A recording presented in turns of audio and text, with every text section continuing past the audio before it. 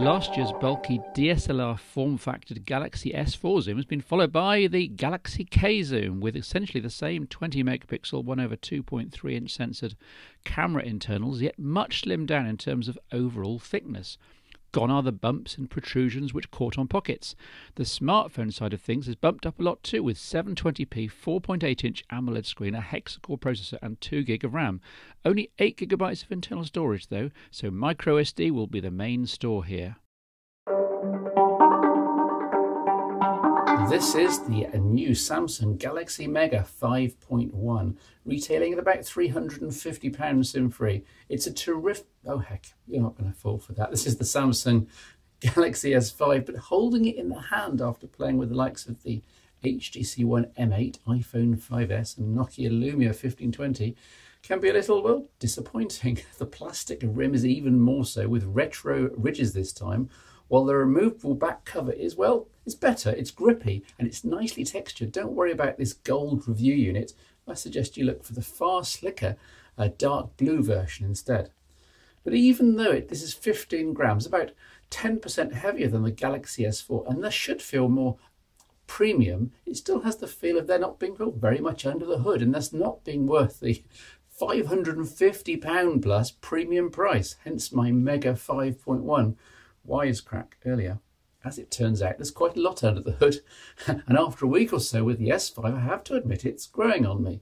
This will appeal to you especially if you're an active sort and need the IP67 water and dust resistance. That's the S5's big unique selling point.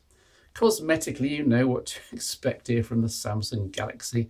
A large AMOLED screen here bumped up very slightly to 5.1 inches, but still using diamond pentile technology, though it's perfectly crisp enough at normal screen sizes here. A physical home button now with a gimmicky fingerprint scanner built in, of which more later, and capacitive ancillary controls. Except that, in a break from Samsung tradition, the menu key has now been replaced by recent apps, which mirrors what most of the rest of the Android world has been doing, sometimes with virtual keys, sometimes with physical, and menus are now ... affairs on screen, as elsewhere in the ecosystem.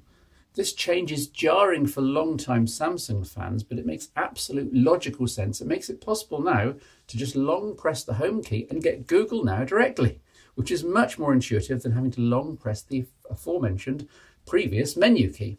Happily, the battery is still replaceable despite the new IP67 rating, thanks to a natty rubber seal around the battery's profile. As with all removable components, there's bound to be a bit of movement after a while though, plus hardening of rubber, so take the waterproofing with a pinch of salt. It'll be fine in a shower or if dropped for a few seconds in a toilet or a basin, but don't assume you can go scuba diving with this. Plus, you'll need to have pushed home the back cover all the way round. It's so easy to leave, there we are, so easy to leave one clip popped out, and you'll need to replace the new rubber sealed cover for the ever wider USB 3 port properly too. This remains a bit of a monstrosity, or perhaps curiosity is a better word, since Samsung don't even bother to ship a USB 3 cable in the box. Instead you get a standard micro USB cable. Maybe even Samsung's realised that USB 3 was a horrible mistake. The increase in size here is puzzling. I'm suspecting that the extra plastic and seals for the waterproofing are largely to blame internally, plus of course the slightly beefier battery at 2800 mAh. Also larger, though for the better, is the camera with a 50% larger 1/2.6 inch sensor. Moreover, a new technology, ISO-cell, is used, effectively separating camera sensor pixels from each other in an effort to keep down their interpixel light leakage and general noise.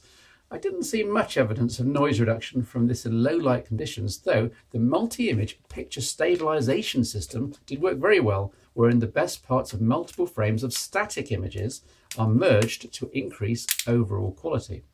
Credit where credit's due, and the colours and dynamic range in most light conditions with the Galaxy S5 camera are very good indeed, as you can see in the examples here, with the full images a massive 16 megapixels.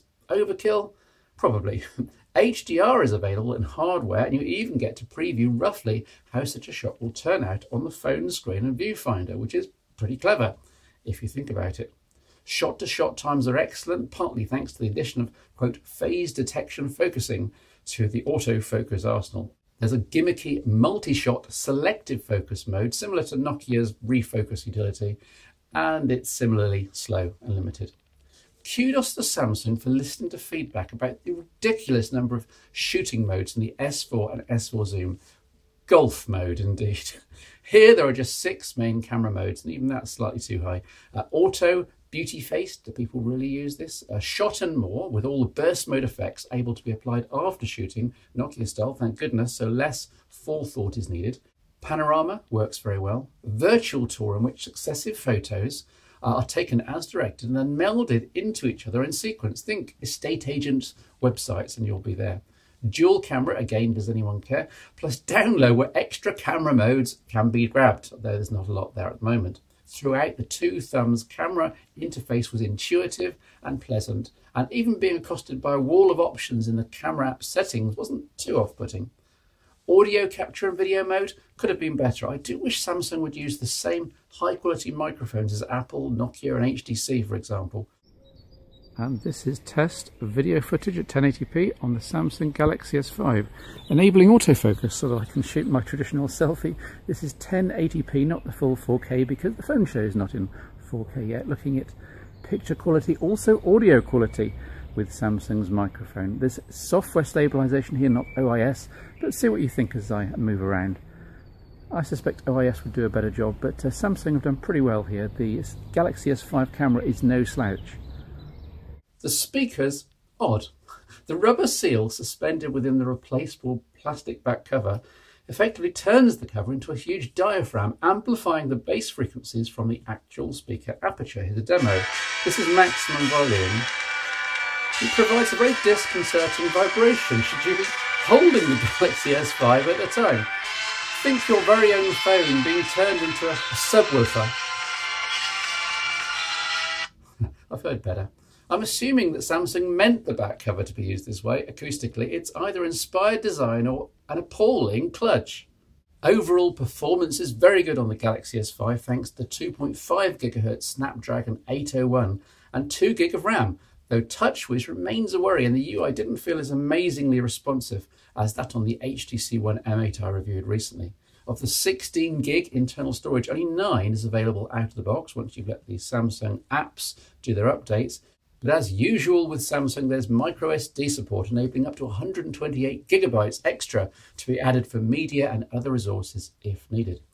TouchWiz itself seems to have been toned down in 2 ways. First, the app launcher has been completely rewritten, mimicking the Nexus 5's Google Experience launcher in some ways, with no wraparound of home screens when swiping, which is a shame, and with a fixed leftmost pane for My Magazine. This is effectively a tweaked interface for Flipboard, the famous aggregator that started its life back on the Galaxy S3 2 years ago. It's aimed to compete with HTC's Blink feed, but the two are slightly different in scope, with My Magazine being more aimed at browsing through news and with some social elements turned off by default, though it does rather duplicate Google's Play Newsstand, also present on the Galaxy S5. Still, they're both free. I was glad to see that the Samsung-specific content stores have been finally knocked on the head. No one really used them, I'll bet. And that some of the Samsung apps, Watch On, Scrapbook, Story Album, S-Note, S-Translator, Group Play, etc., are now merely linked to in a banner Galaxy Essentials section here on the home screens by default. You can just grab them if you need them.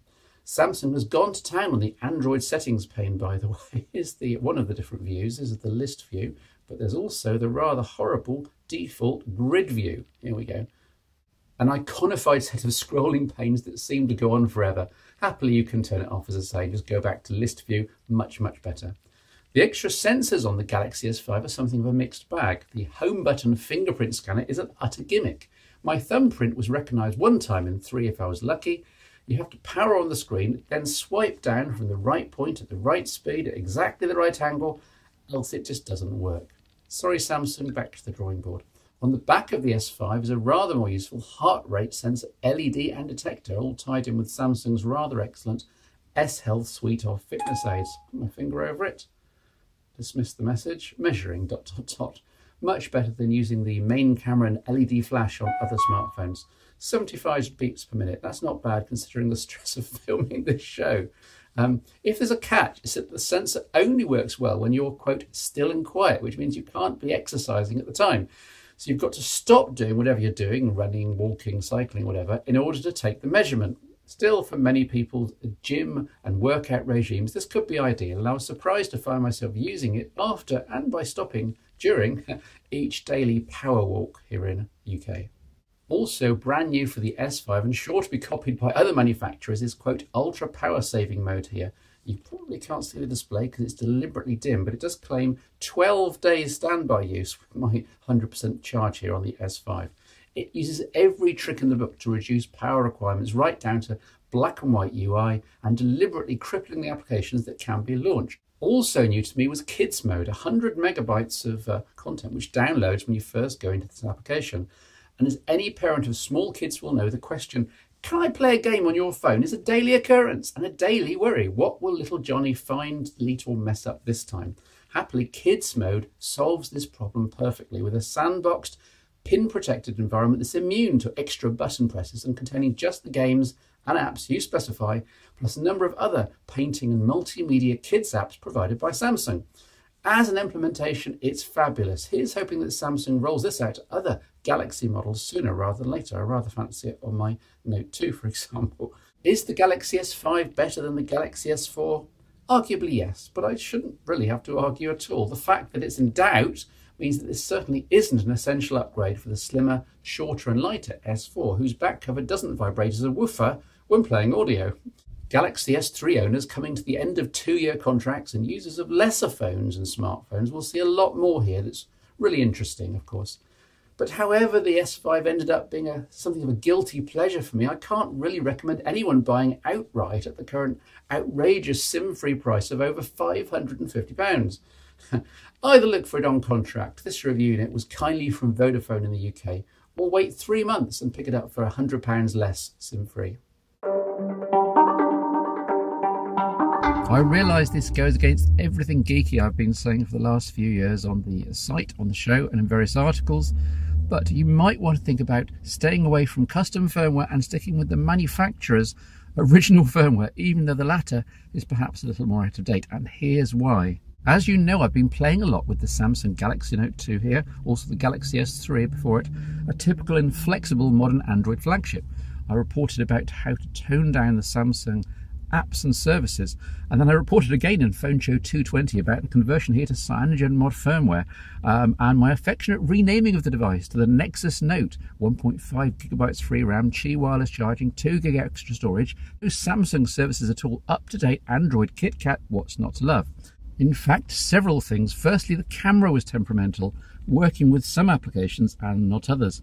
And when working, the interfaces tended to be very bare bones, and not least the stock Google camera app. Secondly, and by far the most importantly, audio was broken. At first, I thought it was my imagination, little stutters in podcasts and music tracks, just a fraction of a second here and there, but happening often enough to really start to irritate. A little Googling showed that this stuttering was very common on Samsung hardware with Cyanogen, something to do with the developers having to emulate what Samsung had been doing with proprietary hardware drivers in TouchWiz, getting the most from the Wolfson audio chips. It's technical. I did try flashing the Note 2 with the OmniROM custom firmware, but this had various issues and was out of battery by mid-afternoon, which is a showstopper, especially with such a huge battery as here. At which point I figured I'd better return to TouchWiz, the Odin tool under Windows and the Sam Mobile website where my friends here. I scaled things back as before and I made sure all the various issues had gone. Result, one fully working Note 2. Audio is now perfectly smooth again and back to full volume. The camera is smooth, fast, functional with maximum quality. Again, no glitches. And of course, there's Samsung's generally pretty good S Note and other stylus-aware applications. In short, I'm pretty happy again. There's a lesson to be learned here, and hopefully you can benefit from my hacking energy and time. The lesson, if it's not broke, don't fix it. The longer and more interesting version of the lesson is this. Smartphones are complicated beasts, with proprietary combinations of processors, audio and imaging chips, plus associated external hardware. If all of this was off the shelf, then no doubt custom firmwares would be more successful. But from my experiments, it seems that if you want to get the most from a smartphone's hardware, then it really is best to trust the manufacturer and go with their drivers, their routines, perfectly tuned to the chips and components concerned, even if that does mean in most cases that you'll be a version of the Android OS behind the bleeding edge. Hey, they call it that for a reason, you know.